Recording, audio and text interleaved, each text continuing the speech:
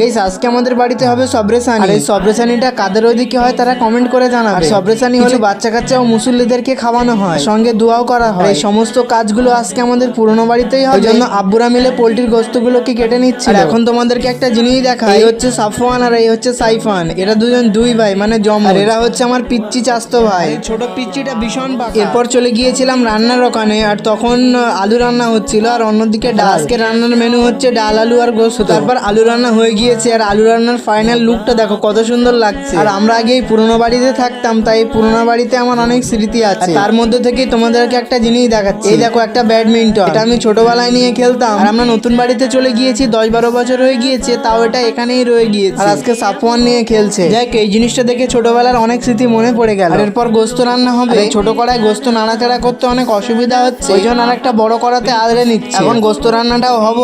আর দেখো এটারও কালার কত সুন্দর হয়েছে। এরপর বাড়ি থেকে রেডি হয়ে চলে আসি কবরস্থানে, কারণ এখানেই দোয়া করা হবে। তারপর কবরস্থান থেকে দোয়া করে চলে আসি মুসল্লিদেরকে খাওয়ানোর জন্য। আর মুসল্লিদেরকে খাওয়ানোর পর আমি নিজে খেতে বসে যাই। আর আজকে সমস্ত তরকারিটা আমার আব্বু রান্না করেছে। সত্যি কথা বলতে এই তরকারিগুলো অনেক মজা হয়েছিল। আর এরপর খাওয়া দাওয়া করে বাগান দিয়ে বাড়ি যাচ্ছিলাম। আর বন্ধুরা তোমরা প্লিজ ভিডিওটি লাইক করে চ্যানেলটি সাবস্ক্রাইব করো, আর ফেসবুক বা ইনস্টাগ্রাম থেকে দেখে থাকলে অবশ্যই ফলো করো।